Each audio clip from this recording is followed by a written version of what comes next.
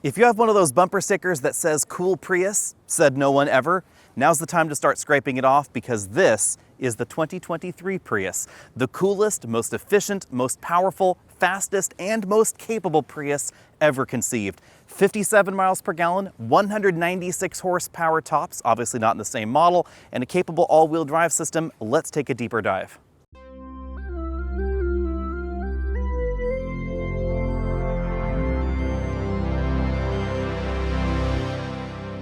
When designing this generation Prius, the engineers decided it shouldn't just be about fuel economy. It should also be, for the first time ever in a Prius, about performance, up to 196 horsepower, and you'll get even more in the upcoming plug-in Prime model, and of course the high style that we see here.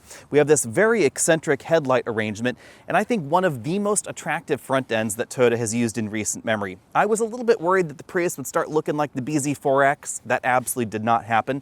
We have a very distinctive LED light strip right there. The front end looks basically the same in all the trims. There are some very, very slight exterior variations, but most of that has to do with the wheels, which we'll take a look at in a bit. Interesting twist, no LED fog lights, but we do have an LED accent strip down there at the bottom of the bumper. The only unusual thing about the front end is this big bump out right here, which is on all of the pre-production models that we've been driving. It is a little bit wider than a North American license plate, but I suspect that once you have a license plate on a frame, it's just going to blend right in. For 2023, the Prius is wider, lower, and sleeker than it ever has been before. You'll really notice that when you take a look at the side profile. It seems like one continuous line across the hood, up there over the windshield, which has really been slammed down versus the outgoing model. And then the roofline has also been dropped quite considerably. At 181.1 inches long, this is about 1.5 inches longer than the outgoing model with a 2-inch longer wheelbase. So the stretch between the wheels is a little bit longer, giving us a bit more legroom in the back. On the downside, headroom, as you can see, has definitely been compromised because of that drastic slope back there. If you get the model with the optional glass roof, then you get an almost continuous sheet of glass running right across the top. It really gives this a distinctive look. There are electronic door releases back here for the rear doors inside that aerodynamic handle design, black accents over the wheel wells, and more clearance than we found previously. If you get the all-wheel drive Prius, you now get 6 inches of ground clearance. That's actually a little bit more than some crossovers, especially electrified crossovers in America, but the tires, they're always going to be pretty skinny. 195 width tires are the only ones available. Be sure and let me know what you think of the design of the new Prius. I have to admit, when I first saw some prototypes and some design sketches of the new Prius, I thought there's no way that Toyota's actually going to make the Prius look that good. And yet, here it is, a Prius that looks good. In the back, we have full LED taillight modules. This particular trim is an XLE. Now, from this angle, you notice a few things. You'll notice the wider body, the sleeker design right there, sort of giving it a hip shape. We still have a distinctive Toyota accent going on right there with sort of the teardrop thing going down at the bottom. But the big change for the Prius is we only have one piece of glass back here. There isn't a separate piece of glass in this area, and that does compromise rearward visibility. I also love some of the details going on with the Prius, like these subtle lines right back here integrated into the rear end. We have an easy to clean Toyota logo, but interesting twist, no blue accents. The third brake light is neatly integrated right there above that Toyota logo. You have the release for the hatch right there. And then over here, we have the only thing on the Prius that makes me scratch my head. The hybrid electric vehicle, that makes a lot of sense. It's this blue logo right next to it. This is the new Beyond Zero logo that Toyota will be using on all hybrid, plug-in hybrid, and fully electric vehicles. Now, Beyond Zero for an electric vehicle makes sense, but literally a hybrid electric vehicle is sort of before zero rather than beyond zero. Now, what's going on here? Toyota says that Beyond Zero refers not just to the vehicle and its fuel source, but their holistic approach about reducing carbon emissions from vehicle production as well. So even though this particular vehicle is not quite zero, it's part of that philosophy. As you'd expect, the Prius benefits from Toyota's latest active safety tech. They're calling this TSS 3.0. Standard on the Prius is autonomous emergency braking, lane centering, and adaptive cruise control. There are also some additional features available, like the parking sensors front and rear, and a driver monitoring system that you'll find on the Prius Prime, but for some reason is not on the regular Prius. An interesting benefit from having a standard radar sensor is that this has standard adaptive regen braking, which is kind of cool. Very similar to what we've seen in some battery electric vehicles out there, it uses the radar sensor to monitor your distance between you and the traffic in front of you, and it will alter the regen profile, that would be throttle liftoff regen, based on how close you are and what that traffic around you is doing. New for this generation of Toyota's Safety Sense setup is the ability to better detect motorcycles and then emergency brake if they're in your path. Prius has been synonymous with fuel economy ever since this model launched. But for 2023, they want you to think of Prius not just as the most fuel-efficient option, but also a sexy option with more power under the hood. And that's thanks to a new 2-liter 4-cylinder hybrid system that is obviously still focused on efficiency, but also focused on performance. The front-wheel drive model, which is what I'm driving today, gives you 194 horsepower, but I've also been able to sample the 196 horsepower all-wheel drive model, and coming in spring next year, we're going to get an over 200 horsepower plug-in hybrid. That's all thanks to this new 2-liter 4-cylinder hybrid system that is related to some of the other hybrids that we've seen in Toyota's lineup, but this one has a bit more of a focus on fuel efficiency, giving you 57 miles per gallon if you choose the LE front-wheel drive trim, 54 miles per gallon if you choose LE all-wheel drive, making this the most efficient all-wheel drive vehicle available in North America that runs on gasoline. If you get the XLE or limited front-wheel drive trims, then fuel economy does drop down to 52 miles per gallon front-wheel drive, 49 miles per gallon all-wheel drive. If you're interested in an all-wheel drive Prius, this system is considerably more capable than the outgoing model. We get more ground clearance and a significantly more powerful motor in the rear. The previous model only sent 7 horsepower to the back. This one will now send 40 horsepower to the rear, and it will send power to the rear over a much broader set of driving situations than the previous model could. That may not sound too exciting, but essentially what's going on here is up to about 80 horsepower total power delivery and 124 pound-feet of torque. This can balance power 50-50 front and rear. And remember, 196 horsepower is its total, so over a broader range of throttle applications, this will help get you unstuck. As often happens with vehicle designs, the sleek and sexy profile does limit headroom on the inside. As a driver, however, this is a bit less of a problem than it is in the back. If I put the seat all the way to the bottom and then put the seat back in an angle that's comfortable for me, I have about 2.5 inches of headroom with the optional glass roof. If you don't get the glass roof, then the ceiling does feel a little bit closer, but still pretty comfortable for someone my height. We have a tilt telescopic steering column, but like the BZ4X, this steering column and instrument cluster is designed a little bit different than the average car. It's designed for the steering wheel to be fairly low. So you're supposed to look at the instrument cluster over the top of the steering wheel, not through the middle of the steering wheel. Now it's worth noting, if you want higher end features like a power passenger seat with adjustable lumbar support on that side, you are going to have to look for a more expensive vehicle. Even in the top end version of the Prius, the passenger seat is still a manual design. But over here on the driver's seat in this XLE trim, I do have a power seat with an adjustable seat bottom cushion and 2-way adjustable lumbar. Jump into the back seat, however, and the reduction in headroom is noticeable.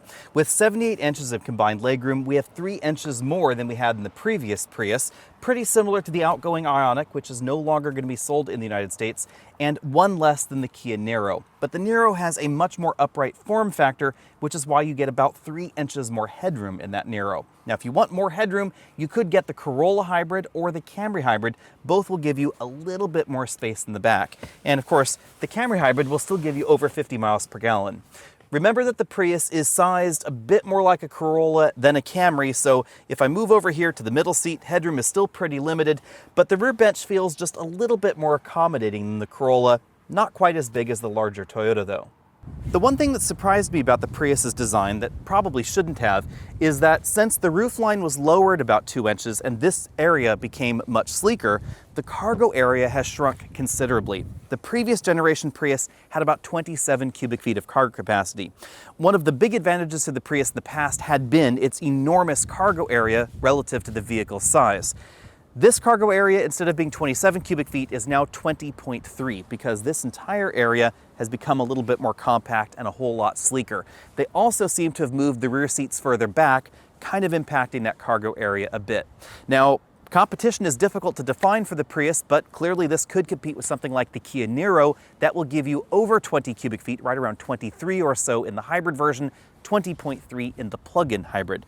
I don't have any official specs just yet for the cargo area in the upcoming Prius Prime. However, the hatchback practicality that I love is still here.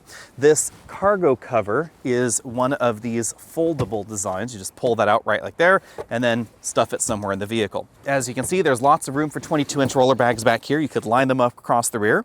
But you can't put them in this position and still have the hatch close. And that does mean slightly reduced practicality versus the outgoing model. Under the load floor, there is a bit of additional storage space in this version. I have to admit, I wish that Toyota had just given us a deeper cargo area. You'll see what I mean if I remove one of the foam dividers from the back. We actually have several inches more cargo room. Now, even though this cargo floor is not flat, I would be able to put a 22-inch bag in this position. A possible reason for Toyota not wanting to give us a lower load floor could be that they wanted parts commonality between the Prius Prime and the regular Prius, which is going to have a similar sized cargo area back here. Maybe they wanted this floor to be the exact same part. Or it could be that in some world markets, the Prius is going to get a compact spare tire under the floor, which would likely raise the cargo floor up by the same amount. Although this Prius does not have a compact spare in America, I suspect you probably could squeeze one under the floor if you're interested.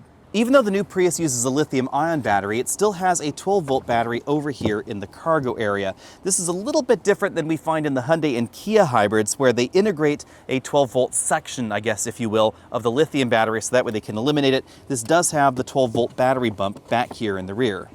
Now let's go for a look around the interior. Keep in mind we are in the XLE trim. I like some of the touches that Toyota has given this vehicle, like the way they've done the dome light here. If I turn it off, you can see that it illuminates the plastic and has those little designs inside.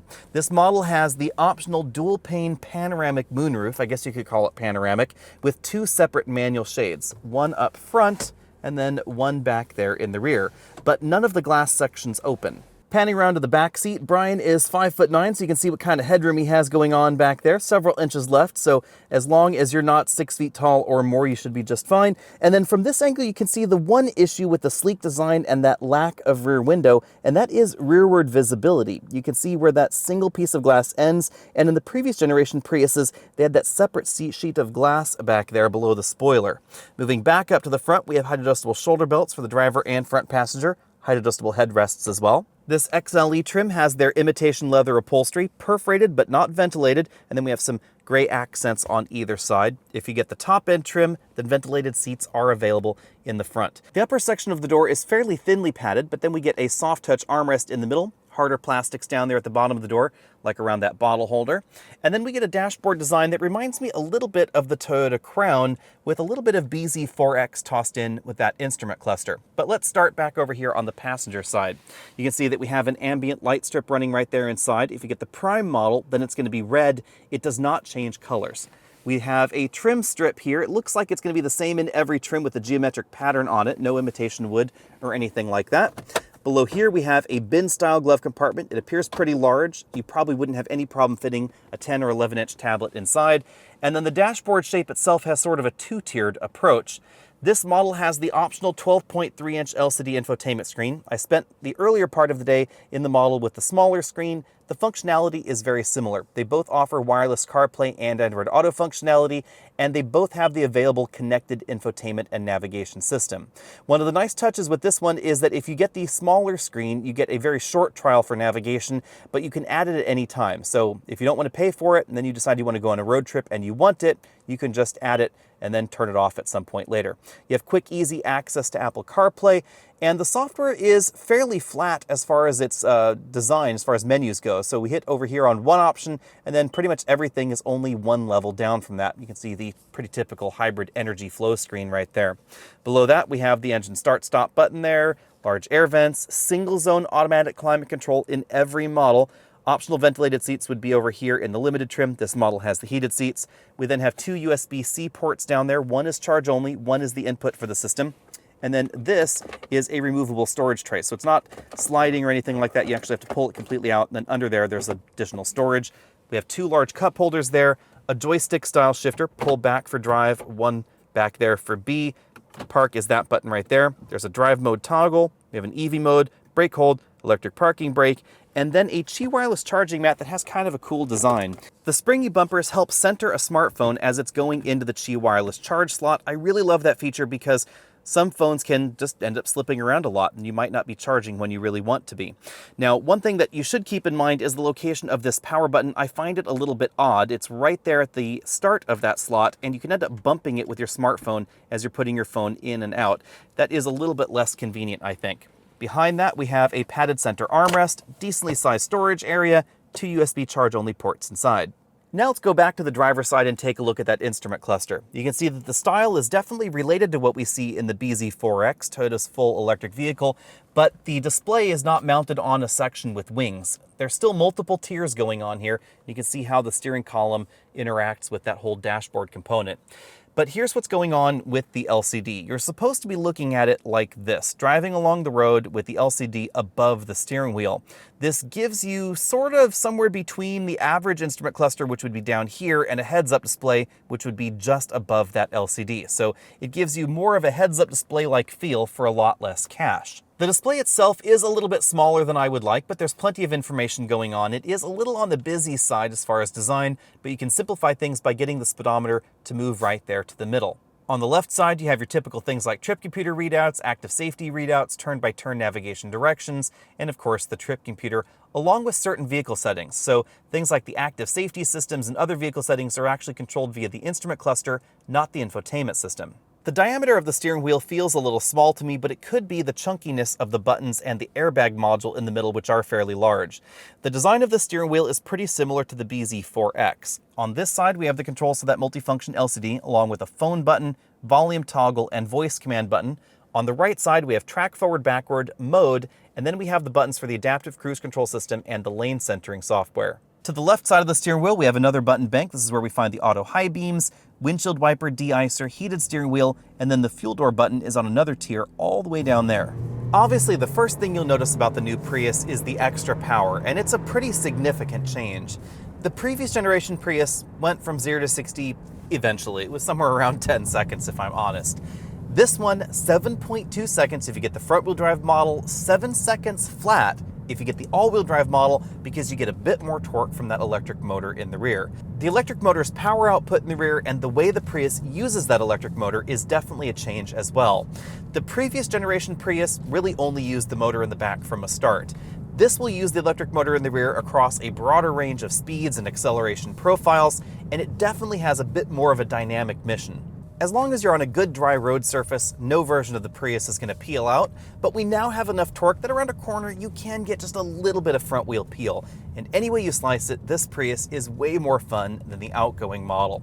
I don't have any 60 to 0 stopping distances, but you should know that this weighs just over 3,100 pounds in most versions, and all of them are going to have 195 with tires. So most likely in the stopping distance races, this is going to take a little bit further to stop than something like the Kia Niro, where in the top end trims, you do get 225 with tires. The reason I'm mentioning the Niro is because it's really last competitor standing, outside of Toyota's own hybrid portfolio, which of course includes a hybrid Corolla and a hybrid Camry. I should talk about the Corolla and the Camry as well here. The Corolla has less power in its hybrid system, although it does also have an all-wheel drive setup. It doesn't send as much power to the back as the new Prius, and it's certainly not going to be as quick as this. But what is going to be as quick as this is the Camry hybrid, and oddly enough, that will also give you over 50 miles per gallon. I have to admit, I'm a little surprised that the Prius hybrid doesn't blow the Camry hybrid away when it comes to fuel efficiency. That's still over 50 miles per gallon, and it is just a hair more powerful, but the Camry is a reasonable amount bigger, and it does have slightly wider tires. I'm really going to be intrigued to get the Prius and the Camry at home back to back and really see what one is like versus the other. You'll certainly notice that the Prius feels more modern on the inside, and it also drives like a smaller car. Now, there's some good things and some bad things to that. As you might expect with a less expensive, smaller car, this cabin is less isolated than the one that we find in the Camry. And you'll really notice that as we, for instance, accelerate out of this roundabout, you definitely get more engine noise coming into the cabin. I wouldn't be surprised if this was a little bit louder than the Camry out on the road in my cabin noise testing. Now, as far as fuel economy goes, we've been averaging between about 43 miles per gallon and about 52 miles per gallon, depending on the drive loop that we were doing today. So fuel economy is definitely high. This XLE trim is rated for 54 miles per gallon, not 57 like the base LE trim, and unfortunately I was not able to sample the absolute base model. One thing you will definitely notice, this versus a Kia Niro, is the way the drivetrain feels and behaves out on the road. Some folks say that Toyota hybrids have a CVT. That's not technically correct. This does not have a transmission in the traditional sense, but it certainly feels like a CVT, where you press the accelerator pedal, the engine hangs out at a specific RPM, and you accelerate away. That is certainly going to be smoother, but a little bit unusual sounding and feeling versus the traditional transmission that we find in the Niro. The Niro uses a 6-speed dual clutch transmission. It feels pretty crisp, but there is significantly less power going on in that Kia system. If you like the feeling of dedicated transmission shifts, if you want paddle shifters on the back where you can control it yourself, clearly that's the direction you should go in, but it is absolutely not going to get you faster 0 to 60. Fuel efficiency, on the other hand, that's going to be pretty similar. Over my day of driving the Niro, incidentally out on the same roads that I was driving this Prius, they both averaged very similar fuel economy, between about 45 and about 55 miles per gallon, depending on how you were driving the car. But one interesting twist, the top end trim of the Niro does get wider tires, and even with those wider tires, fuel economy appears to be fairly similar to the XLE trim Prius that I'm driving right now.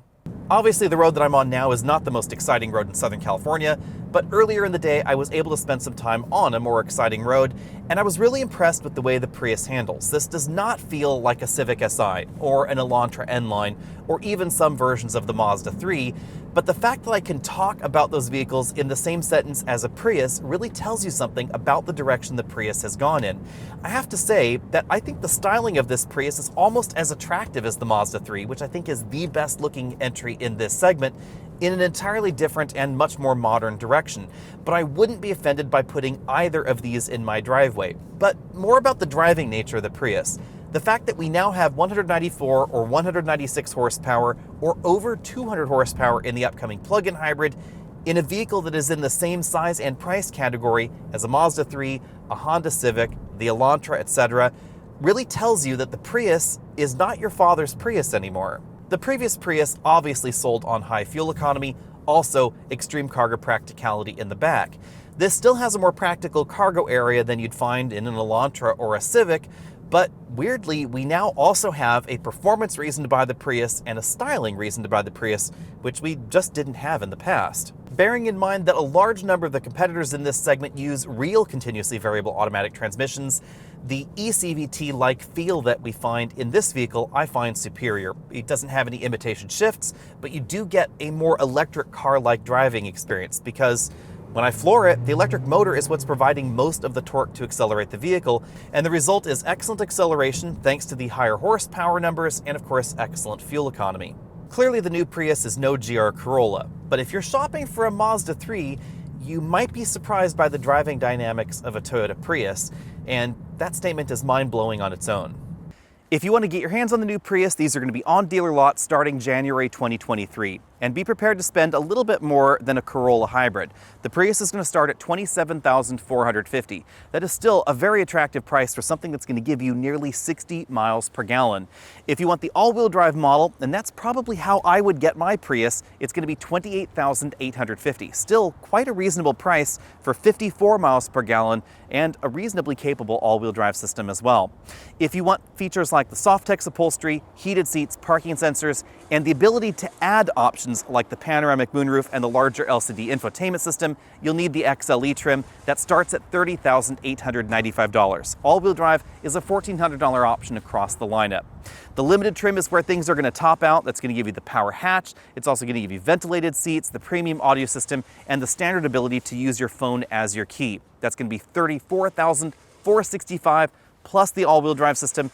And there are a few options available on that model that will get you up to about $36,000, $37,000, right in line with its closest competitor, the Kia Niro. Now that the Insight is gone and the Hyundai Ioniq has gone, the only other high-efficiency, inexpensive hybrid in America is Kia's Niro. And the similarities are really interesting, even though that is much more of a pregnant hatchback and this is obviously a sleek liftback.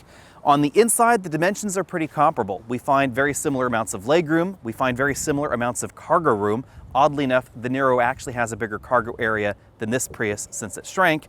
But when it comes to power levels, the Prius blows the Niro out of the water. With nearly 200 horsepower, this is significantly faster, and it has all-wheel drive, something that a lot of people have been asking for in the Niro for quite some time. But how do they compare when it comes to the price tag? Well, the Niro will get you just under 49 miles per gallon or just over 50 miles per gallon, depending on the version you get, and it starts at $26,490. A little bit less than this Prius, but it goes up to $36,280, a little bit more than this and it doesn't have all-wheel drive, and the top-end version of the Prius will. When it comes to handling, you're gonna have to wait until I can get one of these back at home, but I wouldn't be surprised if the top-end Niro out-handled the Prius. As far as design goes, I have to say it's kind of a toss-up for me. I love the design of both of these vehicles, which is something that I never thought I would say about a Prius in the past. But this is a really, really sleek and sexy design. What would lean me more towards the Niro is the rear seat headroom. It's about 3 inches more accommodating back there, so if you have people my size or taller, they will fit in a Niro. They will not fit comfortably in the Prius. On the other hand, if you're after driving enjoyment, especially when it comes to power, then you should definitely put the Prius on your shopping list, and you can always put grippier, wider tires on the vehicle and make it handle a little bit better, make it stop a little bit shorter as well. And really, there's not a lot you're going to do to the Niro to make it faster 0 to 60. It's just not terribly swift. Now, when it comes to the plug-in hybrid model, you're going to have to wait because I have driven the Niro plug-in, but the Prius Prime, that's coming in early 2023. I suspect it is going to be basically the same kind of calculation. Pretty similar cargo area in the back, less headroom going on, but a lot more power under the hood for likely pretty similar electric range. As far as real-world fuel economy goes, I have to say the Niro was pretty impressive when I last drove it in this almost exact same location on almost exactly the same drive routes. In that Niro hybrid, I was averaging about 48, 49 miles per gallon. In this one, I was averaging a little bit less, but that could have something to do with the fact that it has more power, and I was simply pressing harder on the accelerator pedal. As always, for complete details, hit that subscribe button down there because I will have one of these back at home and run it through my full battery of comparisons and tests. That's when I will have official 0 to 60, 60 to 0, and handling scores for the Prius. And hopefully by then I will also have those available for the Niro. I will actually be driving that the day I get back from this trip. So if you want to know a little bit more about how this stacks up against the Kia Niro, be sure and stay tuned for that video because that's coming out about a week after you're watching this one. Any way you slice it, these are definitely 2 attractive high-efficiency options, and if you're looking for affordable, efficient fun, look no further than the Prius. If you're looking for something perhaps a little bit more hatch practical, you might want to take a look at the Niro, but remember that hatchback practicality itself is not everything. Because of the longer dimensions involved in the Prius, things like IKEA shopping might actually fit better in here. If you're a flat pack furniture fan, you could probably get a longer bookcase from back here all the way up to the dashboard than you would in the Niro, because this is simply a longer hatch. I'll see all of you later.